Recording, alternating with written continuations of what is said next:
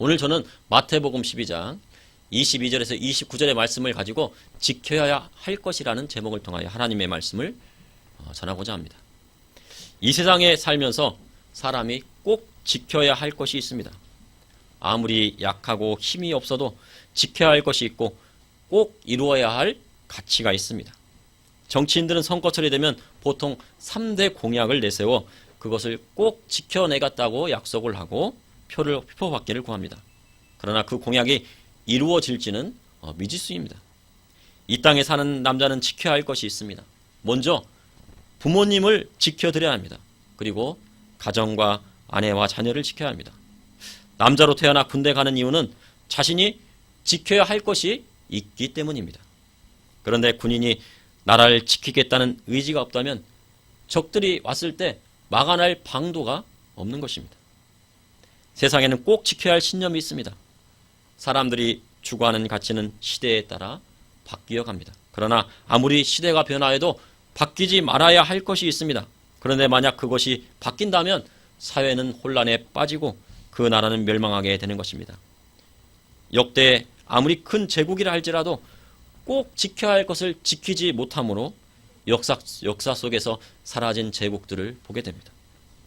오늘 본문을 통해 그리스도인들이 지켜야 할 것은 무엇이고 주 안에서 성도에게 주시는 인생의 참된 가치를 어떻게 지켜야 하는지 말씀을 통해 나누고자 합니다. 첫째, 성도가 지켜야 할 것은 예수 그리스도를 믿는 믿음에 있습니다. 사람들이 귀신 들려 눈 멀고 말 못하는 사람을 예수님 앞에 데리고 오자 예수님께서 그를 고쳐주셨습니다. 귀신 들린 자는 곧 보게 되었고 말하게 되었습니다. 질병에는 많은 유형이 있고 다양한 원인이 있습니다. 그런데 오늘 주님 앞에 나온 자가 보지 못하고 말하지 못하면 귀신 들렸기 때문이라고 말씀하고 있습니다. 그 사람을 누르고 있던 귀신이 떠나자 온전하여지고 그리고 그것을 본 무리들이 놀라워했습니다. 그러면서 무리는 이는 다윗의 자손이 아니냐라고 묻습니다. 다윗의 자손에서 오실 자가 누구십니까? 바로 이스라엘의 자손이 그토록 고대하던 메시아였던 것입니다. 이것은 무리들이 귀신을 쫓아내신 예수님이 그리스도가 아니냐, 메시아가 아니냐라는 질문을 던진 것입니다. 그런데 이를 듣고 있던 바리새인들이 말을 합니다. 이가 귀신의 왕 바알세불을 힘입지 않고는 귀신을 쫓아내지 못하느니라 라고 말합니다. 바알세불이라고 하는 것은 파리의 왕이라는 뜻으로 구약시대 당시 에그론 주민이 섬기던 우상이었습니다. 바알베부비라고도 하는데 신약에서는 사단의 대명사입니다. 예수님은 바리새인들의 생각을 꿰뚫어 보고 계셨습니다. 그들의 생각을 아시고 스스로 분쟁하는 나라마다 황폐해질 것이요 스스로 분쟁하는 동네나 집마다 서지 못하리라. 만일 사탄이 사탄을 쫓아내면 스스로 분쟁하는 것이니 그리하고야 어떻게 그의 나라가 서겠느냐라고 말씀을 하셨습니다. 한 집안에도 부모와 자식이 싸우고 시어머니와 며느리가 싸우고 형제가 서로 싸우면 그 집안은 망하게 됩니다. 나라도 둘로 갈라져 서로 물고 뜯으면 그 나라는 망하게 됩니다. 우리나라의 역사를 보면 선조들이 당파 싸움을 많이 하였습니다. 당을 짓고 그 당파를 만들어서 싸웠습니다. 서로 힘을 합해야 하는데 하나 되지 못하니 나라가 망하는 것입니다. 귀신은 사단 밑에 있는 타락한 천사로 사단, 마귀, 귀신은 한 팀입니다. 신약 성경에 보면 더러운 귀신이 나옵니다. 그리고 군대 귀신도 있습니다. 로마 제국 당시에 군대는 3천에서 6천 명에 이르는 군단 병력이었습니다. 이러한 많은 수의 귀신이 한 사람에게 들어갈 수 있다는 것을 성경에서는 보여주고 있습니다. 그리고 귀신은 악하고 강합니다. 누가복음 8장에 보면 귀신 들린 사람이 얼마나 힘이 센지 쇠사슬과 고랑을 끊고 광야로 뛰쳐나갔다고 말씀하고 있습니다. 그러나 이러한 귀신도 하나님이 허락하신 범위 내에서만 활동할 수 있는 것입니다. 그리고 사단과 귀신은 절대 싸우는 일이 없습니다. 귀신은 사단의 명령을 따라 힘을 합하여 어떻게 하면 사람들을 깨어 지옥으로 끌고 갈 것인가 그것을 생각하고 계략을 세웁니다. 그리고 결국 사람들을 멸망시키고자 하는 것이 그들의 속셈인 것입니다. 사람의 마음속에 계속 죽고 싶다는 마음이 들면은 그것은 귀신의 역사입니다. 사단은 어떻게든 그 영혼을 죽이고 멸망시키고자 하는 것입니다. 그러나 하나님의 역사는 그 사람을 소생시키고 그 사람의 영혼을 살리는 것입니다. 마태복음 12장 27절에 또 내가 바알세불을 힘입어 귀신을 쫓아내면 너희 아들들은 누구를 힘입어 쫓아내느냐. 그러므로 그들이 너희 재판관이 되리라. 그러나 내가 하나님의 성령을 힘입어 귀신을 쫓아내는 것이면 하나님의 나라가 이미 너희에게 임하였느니라. 온 우주 만물을 창조하신 하나님 앞에 사단과 귀신은 타락한 천사에 불과하고 아무것도 아닙니다. 하나님 앞에선 힘을 쓸 수 없고 주님 앞에 서면 주님께 철저히 복종할 수밖에 없는 존재입니다. 그런데 사람의 힘으로는 사단과 귀신의 역사를 이길 수가 없습니다. 아담과 하와는 옛뱀 즉 사단의 유혹으로 하나님 앞에 불순종하여 에덴의 동산에서 쫓겨나고 환경의 저주와 질병의 저주와 죽음의 저주가 오게 된 것입니다. 베드로전서 5장 8절에 근신하라 깨어라 너희 대적 마귀가 우는 사자와 같이 두루다니며 삼킬 자를 찾나니. 보통 사람이 맨몸으로 사자를 이기는 경우는 거의 없습니다. 그것도 며칠을 굶주려 우는 사자를 이기는 것은 불가능합니다. 사자의 몸 길이는 2m 50 정도가 됩니다. 몸통만 되고요. 꼬리의 길이는 한 1m 정도가 된다고 합니다. 그리고 몸무게는 250kg이 됩니다. 원수마귀는 우는 사자보다 더 강력합니다. 그러나 예수님께서 하나님의 성령을 힘입어 귀신을 내어 쫓으신 것처럼 예수님의 영, 성령님이 함께 하시면 귀신은 떠나가게 되는 것입니다. 예수님께서 2000년 전 이 땅에 인간의 몸을 입고 오셔서 십자가의 구속의 사건을 통하여 우리가 치러야 할 죄의 대가를 모두 치르셨습니다. 그러므로 구원은 값없이 믿는 자에게 주어지는 하나님의 선물입니다. 주님은 죽으셨지만 사망 권세를 이기시고 사흘 만에 부활하시고 부활의 첫 열매가 되셨습니다. 그러므로 성도가 그리스도께서 주신 구원의 투구를 쓰고 나가면 어딜 가든지 승리하게 되는 것입니다. 그 구원의 투구만 쓰고 나가면 원수 마귀와 사단과 귀신은 물러가게 되는 것입니다. 예수님이 이 땅에 메시아로 오셨음에도 바리새인들은 주님을 믿지 않았습니다. 도리어 그리스도를 대적하는 자가 되었고 무리 중에 다윗의 자손이 아니라고 의문을 가지고 예수님을 메시아로 믿으려고 하는 사람들조차도 돌이키게 하였습니다. 이것은 성령을 거역하고 모독하는 일입니다. 그러니 바리새인들은 도리어 자신들이 말한 귀신의 왕 바알세불의 앞잡이 노릇을 한 것입니다. 바리새인들은 누구보다도 구약 성경의 율법의 말씀을 지키려 했던 사람들이었습니다. 또한 사두개인들은 부활에 대한 믿음이 없지만 바리새인들은 부활에 대한 믿음이 있었던 사람들이었습니다. 그러나 주님은 그들에게 누가복음 12장 42절에 화 있을진저 너희 바리새인이여 너희가 박하와 운양과 모든 채소의 11조는 들이되 공의와 하나님께 대한 사랑은 버리는도다. 그러나 이것도 행하고 저것도 버리지 말아야 할지니라. 바리새인들은 겉으로는 회칠한 무덤처럼 아름다워 보였지만 그 속은 다 썩고 더러운 것이 가득했습니다. 특히 그들은 공의를 버렸고 하나님에 대한 사랑을 버렸기에 눈이 가리워져 그리스도이신 예수님을 알아보지 못한 것입니다. 최근 우리나라의 관직에 있는 사람들이 늘고 있습니다. 일본에 비해 그 수는 훨씬 앞섰고 미국의 관료 수와도 비슷할 정도입니다. 미국의 인구가 약 3억 3천만 명이고 우리나라는 약 5천만 명입니다. 이렇게 인구의 차이가 있음에도 이 조그만 땅덩어리에 관료의 수가 최근 급속히 늘고 있습니다. 그런데 최근 뉴스를 보니 그 안에서 내부의 정보를 가지고 신도시의 땅 투기를 하여 부당한 이득을 취하려는 움직임이 나타나고 있다고 뉴스에 나오고 있습니다. 그리고 이러한 사실이 만천하에 드러났음에도 불구하고 반성은커녕 핑곗거리를 찾고자 합니다. 국민을 위하여 일해야 할 사람들이 국민 위에 올라가 국민을 부리는 권위의식을 가진 사람들로 변해버린 것입니다. 어떤 나라든지 탐관 오리가 늘고 백성이 도탄에 빠지면 그 나라는 무너지게 마련입니다. 뿌리가 썩으면 나무는 자동적으로 말라버립니다. 이것은 역사가 증명한 사실입니다. 이와 마찬가지로 성도가 하나님의 말씀대로 살지 않고 예수 그리스도를 믿는 믿음을 지키지 않으면 사단의 팝이 되고 마는 것입니다. 그 결국은 멸망입니다. 그러므로 성도는 예수 그리스도를 믿는 믿음을 지켜야 합니다. 그 믿음 안에서 하나님을 사랑하고 이 땅 가운데 하나님의 정의와 공의를 실현하기 위하여 외쳐야 하는 것입니다. 둘째, 성도가 지켜야 할 것은 그리스도를 온전히 따르는 신앙에 있습니다. 마태복음 12장 29절에 오늘 본문 말씀에 사람이 먼저 강한 자를 결박하지 않고서야 어떻게 그 강한 자의 집에 들어가 그 세간을 강탈하지 않겠느냐. 결박한 후에야 그 집을 강탈하리라.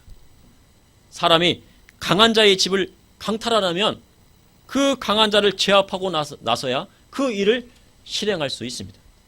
만약 강한 자를 제압하지 못하면 그 일은 실패하고 맙니다. 반대로 집을 강하게 지키는 자만이 자신의 집을 강도와 약탈자들에게서 지킬 수 있다는 결론이 나오게 됩니다. 민수기 26장 2절에 이스라엘 자손의 온 회중의 총수를 그들의 조상 가문을 따라 조사하되 이스라엘 중에 20세 이상으로 능히 전쟁에 나갈 만한 모든 자를 계수하라 하시니, 이렇게 전쟁에 나갈 20세 이상을 계수해보니 60만 1730명이 나왔습니다. 그런데 여호와께서 전쟁에 나갈 모든 자를 그들의 조상의 가문을 따라 조사하라고 명하셨습니다. 이는 각 종족이 속한 지파별로 계수한 것입니다. 자신의 가문을 지키고 집을 지키는 것은 각 지파와 종족별로 하는 것입니다. 누가 자기 집을 지켜주는 것이 아닙니다. 자기 집은 스스로 지키는 것입니다. 특히 환난과 전쟁의 때가 오게 되면 어느 누구도 자신의 집을 지켜주지 않습니다. 다른 사람이 와서 목숨을 걸고 남의 집을 지켜주지는 않기 때문입니다. 또한 민수기의 각 지파의 종족의 우두머리가 자신의 가문을 이끌고 전쟁에 나가기 때문에 전쟁에서 희생을 최소화하려고 노력합니다. 그 이유는 자신의 피부치이기 때문입니다. 만약 전면전이 붙으면 가족을 지키고 종족과 지파를 지키기 위해 목숨을 걸고 싸우는 것입니다. 바로 그것이 하나님의 백성이요, 하나님의 택하신 아들들이 전쟁에 나갔을 때 싸우는 방법인 것입니다. 최근 들어 군의 기강이 해이해졌다는 뉴스들이 많이 나옵니다. 군대 핸드폰도 허락되어서 핸드폰을 할 수가 있습니다. 훈련도 코로나로 예전같이 않다고 합니다. 한 달 전에 최전방에 북한에서 사람이 내려와도요, 몰라가지고 경계에 실패했다는 소식을 자주 듣게 됩니다. 그만큼 군의 기강이 무너지고 있는 것을 보게 됩니다. 또한 지난해 국방백서에 북한을 주적에서 빠졌다고 합니다. 그러니 사람들은 주적이 없는데 젊은 청년들이 군대에 가서 나라를 지켜야 할 이유가 무엇이겠느냐고 라고 반문합니다. 적이 없는데 누구와 싸우라는 것입니까? 라고 하는 것입니다. 그 말에 일리가 있습니다. 또한 일본은 동반자에서 이웃국가로 바뀌었다고 합니다. 북한과 중국과 러시아는 철저한 혈맹 관계입니다. 혈맹 관계란 희생을 감수하더라도 도와주는 동맹국을 말합니다. 그런데 우리나라는 국방백서를 통해 한미일 동맹이 균열이 가고 있는 것을 보게 됩니다. 나라가 강하지 않으면 강탈당하고 맙니다. 우리는 역사를 통하여 그것을 뼈저리게 느껴왔습니다. 영국의 해리 왕자는 왕족임에도 군입대하에서 10년간 국목문을 하였다고 합니다. 그리고 그것을 자랑으로 여깁니다. 이스라엘은 전쟁이 나면 해외에 있는 유대인들이 나라를 지키기 위해 몰려든다고 합니다. 그러나 우리나라는 어떻게 하면 군대를 면제될까 고심하고 돈이 없고 빽이 없는 사람 자식만 군대 간다는 이야기가 나올 정도입니다. 고위 관직에 있는 사람일수록 아들을 더 군대에 보내야 함에도 어떻게든지 군대를 보내지 않으려고 합니다. 저도 한때 군대 가기가 그렇게 싫어했던 사람 중에 하나였습니다. 그렇게 군대에 끌려가다시피 끌려가서 26개월간 군대에 가서 만기 제대를 하였습니다. 그리고 억지로라도 나라를 지켰습니다. 그런데 지금 와서 하나님의 말씀을 통해서 그 말씀을 보니까 나의 생각이 너무나도 잘못됐다는 것을 느끼게 되었습니다. 군인이 목숨 바쳐 나라와 가족을 지키겠다는 신념이 있을 때 그 나라는 강해지고 누구도 넘보지 못하는 나라가 된다는 것을 깨닫게 된 것입니다. 1919년 3월 1일에 독립만세를 외쳤습니다. 그 독립만세의 의미는 무엇일까요?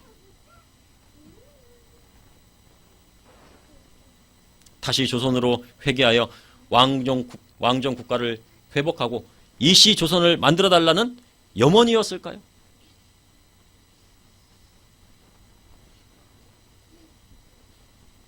북한은 조선이라는 단어를 씁니다. 지금도. 그래서 그 왕정 국가를 그대로 이어가서 3대 세습체제를 이어가고 있습니다. 그러나 이것은 왕정 국가를 3.1운동의 그 기본은 왕정 국가를 회복해달라는 것이 아닙니다. 그것은 조선과는 전혀 다른 나라를 세우기 위한 것이었습니다. 양반과 상민과 노비가 있는 그런 나라가 아니라 지금까지 가보지 않았던 새로운 나라를 만들기 위해 대한독립 만세를 외쳤던 것입니다. 그 새로운 도전 안에 기독교인 즉 많은 성도들이 있었던 것입니다. 기미 독립선언서에 서명한 민족대표 33명 중에는 16명이 기독교인이었습니다. 그리고 1945년 8월 10일 해방 이후에 대한민국이 1948년 초대 대통령으로 이승만 대통령이 취임합니다. 이승만 대통령은 기독교인이었습니다. 그래서 미국에 있는 헌법을 모델로 대한민국의 헌법을 만들었습니다. 미국에 있는 그 헌법을 기초하여서 대한민국의 헌법을 만든 것입니다. 대한민국의 헌법을 보면 우리나라의 헌법을 비교해 보면 너무나도 비슷한 면이 많은 것입니다. 어떤 역사가들은 1919년 상해 임시정부를 대한민국의 건국일로 봅니다. 그런데 상해 임시정부에도 초대 대통령직은 이승만 대통령이었습니다. 이승만 대통령은 1896년 배제학당 학생회에서 창간한 협성회보 및 매일신문의 주필이었고 1907년 조지 워싱턴 대학교 정치학 학사였고 1908년 하버드 대학교 석사를 했고 1910년에 프리스턴 대학교 대학원 국제정치학 박사과정을 거치며 대한민국의 초대 대통령이 된 것입니다. 그는 국제정치학의 전문가였습니다. 그가 이 땅에 새롭게 세우고자 했던 것은 기독교 정신을 바탕으로 한 자유 대한민국입니다. 이렇게 광복 75주년이 지난 지금 우리나라는 최빈민국에서 세계 6위의 군사대국이며 세계 경제 10위 안에 드는 경제대국으로 발돋움하였습니다. 기독교 정신으로 세워진 나라는 어느 나라든지 하나님께서 그 나라를 강하게 사용해 주는 것이 바로 하나님의 뜻인 것입니다. 대한민국은 하나님이 지켜주시는 나라입니다. 이 정체성만 잃지 않는다면 하나님이 우리나라를 이끌어 주시는 것입니다. 그러므로 성도가 지켜야 할 것은 무엇보다 그리스도를 온전히 따르는 신앙에 있는 것입니다. 셋째, 교회가 지켜야 할 것은 다음 세대에 물려줄 기독교 정신을 지켜내는 것에 있습니다. 나라의 전쟁이 일어나지 않기 위해서는 다른 나라와 외교를 잘해야 됩니다. 외교 정책을 잘 써야지 전쟁이 일어나지 않습니다. 그러나 무엇보다 그보다 더 중요한 것은 나라가 강해지지 않으면 그보다 더 강한 자가 와서 모든 것을 빼앗아가는 것이 세상의 이치입니다. 1948년 8월 15일에 대한민국 정비가 수립되고 주한미군이 1949년 5월에 한반도에서 완전히 철수합니다. 이제 너희들이 이 나라를 이끌어가고 정치를 하라고 한 것입니다. 그러자 1950년 6월 25일 주일 새벽 5시에 북한이 대한민국을 쳐들어오고 파죽지세로 밀려서 낙동강 전선까지 밀리게 됩니다. 이제 더 밀리면 대한민국은 세계의 지도에서 사라지는 것입니다. 대한민국을 세웠는데 전쟁에서 지면 대한민국은 없어지는 것이었습니다. 그때 우리나라를 도운 미국의 장군이 있었습니다. 그가 바로 더글러스 맥아더입니다. 모두 반대했던 인천 상륙작전을 개시합니다. 그런데 이 인천 상륙작전은 무모한 작전이었습니다. 왜냐하면 인천은 조수 간만의 차가 심하고 갯벌이 넓게 드러나 상륙작전 하기에는 최악의 조건이었습니다. 만약 갯벌 위에서 군인들이 상륙작전을 하게 된다면 다 죽고 말 수도 있습니다. 그리고 만약 실패하면 많은 병사들이 죽고 전쟁은 패하고 맙니다. 그러나 하나님을 믿는 메가다 장군은 주님 앞에 기도하고 그 일을 감행하여 상륙작전이 성공하게 됩니다. 그로 인하여 전세가 역전되었고 그래서 대한민국을 지킬 수 있었습니다. 인천 상륙작전을 성공으로 이끌어 주신 분은 바로 우리 주님이십니다. 그것은 주님이 행하시지 않고는 이루어질 수 없는 작전이었습니다. 많은 사람들이 반대했고 더글라스 맥아더 장군만이 그것을 실행에 옮긴 것입니다. 미국의 트루먼 대통령이 한국전쟁에 미군과 유엔군을 신속하게 파병한 이유는 대한민국에 예수님을 믿고 따르는 50만 명의 성도들이 있었기 때문이었다고 증언합니다. 만약 대한민국이 공산화되었다면 이들은 다 숙청되고 말았을 것입니다. 그 베트남의 킬링필드를 아실 것입니다. 공산화되면서 수백만 명이 죽음을 당했습니다. 그와 마찬가지입니다. 미국에는 3대 가치가 있습니다. 그것은 자유와 기독교와 민주주의입니다. 미국은 이 3대 가치를 지키기 위해서 싸우는 것입니다. 어떤 사람들은 미군이 철수해야 한다고 말하며 다른 나라 군인이 주둔하는 것은 식민지나 다름없다고 말합니다. 그러나 그것은 잘못된 생각이라고 저는 생각합니다. 만약 미국이 우리나라를 식민지로 만들고자 했다면 1949년에 우리나라에서 미군이 완전히 철수하지 않았을 것입니다. 그러나 그들은 1949년 5월에 완전 철수했지만 미국의 3대 가치를 지키기 위해 한국 전쟁이 발발하자 수많은 젊은 청년들이 한국 전쟁에 참여하여 피를 흘렸습니다. 기독교 정신은 피를 흘려 지킬 만한 가치가 있는 것입니다. 지금도 마찬가지입니다. 주한민국이 철수하면 대한민국의 안보는 위태하게 되는 것입니다. 우리나라는 북한하고만 싸우는 것이 아닙니다. 국제 정치를 보면 우리가 북한하고 싸우는 것이 아닙니다. 뿐만 아니라 북한에는 그들과 연합한 중국과 러시아가 대치해 있는 것입니다. 그 뒤에 있습니다. 우리나라의 힘만으로는 그들을 물리치기에는 역부족인 것입니다. 또한 안보는 경제와 맞물려 있습니다. 안보가 불안하면 외국인 투자자들은 자금을 회수하고 우리나라의 주가는 곤두박질 치고 경제는 망하게 될 것이 뻔합니다. 지난번에 지소미아 철폐를 가지고 그것을 논의했습니다. 그래서 끝까지 지소미아를 철폐한다고 하니까 주식이 천정부지로 떨어집니다. 그것을 보았던 사람들이 있었을 것입니다. 외국인 자본가들은 안보가 불안해지면 이 땅을 다 떠나게 되는 것입니다. 그러면 돈이 다 회수가 되게 되면 우리나라의 경제까지 망하게 되는 것입니다.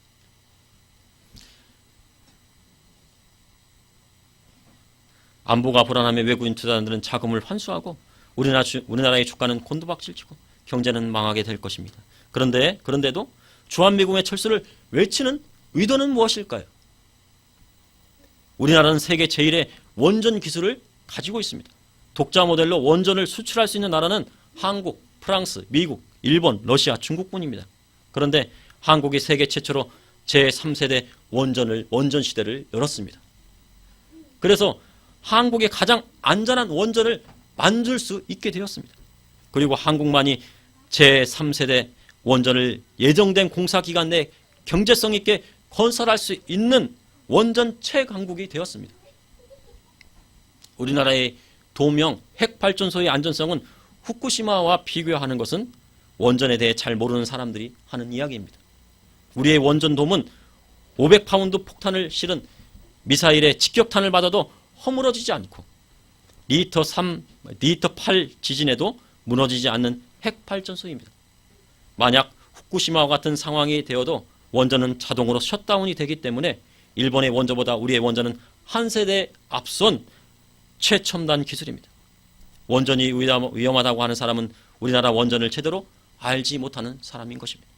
그런데 이러한 원전을 조기 폐쇄하고 앞으로 점차 줄여나간다고 합니다. 그러면서 세계에는 원전을 수출하려고 합니다. 그러면 우리나라도 폐기하면 세계에도 원전을 수출하지 말아야 되는데 원전은 또 수출한다고 합니다. 우리나라의 원전도 폐쇄하고 줄여가는데 어떤 국가가 우리 원전을 사겠습니까? 최근 뉴스에 보니 우리나라의 원전을 폐쇄하면서 북한의 원전을 지원해 주려고 계획안을 세웠다는 뉴스가 보도된 것을 보았습니다. 이를 어찌 받아들여야 할지 마음이 답답할 뿐입니다. 나라에 어떠한 일이 있더라도 중요한 것은 그 나라가 어떤 가치를 가지고 있느냐가 중요합니다. 나라의 지도자가 올바른 가치를 가지고 있을 때 나라는 흔들리지 않는 것입니다. 무엇보다 우리나라는 앞으로 자유와 기독교와 민주주의를 어떻게 실현할 수 있는가가 중요한 것입니다. 우리 주님 우주 만물을 지으시고 천지를 창조하신 하나님이십니다. 전능하신 하나님을 따르는 나라는 어떤 것도 두려운 것이 없는 것입니다. 그러므로 교회가 지켜야 할 것은 다음 세대에 물려줄 기독교 정신을 지켜내야 하는 것입니다. 한 가정의 흥망성쇠는 그 집안의 가장에게 있고 한 나라의 흥망성쇠는 그 나라의 지도자에게 있습니다. 그런데 그보다 중요한 것은 그 가정 안에 우리 주님을 모시고 믿음을 지키고 있는가가 중요합니다. 한 나라의 지도자보다 더 중요한 것은 공의와 하나님의 사랑하는 마음이 그 나라 가운데 있는가 하는 문제인 것입니다. 그러므로 성도가 지켜야 할 것은 예수님을 믿는 믿음에 있습니다. 또한 성도가 지켜야 할 것은 그리스도를 온전히 따르는 신앙에 있습니다. 그리고 교회가 지켜내야 할 것은 바로 다음 세대에 물려줄 기독교 정신에 있는 것입니다.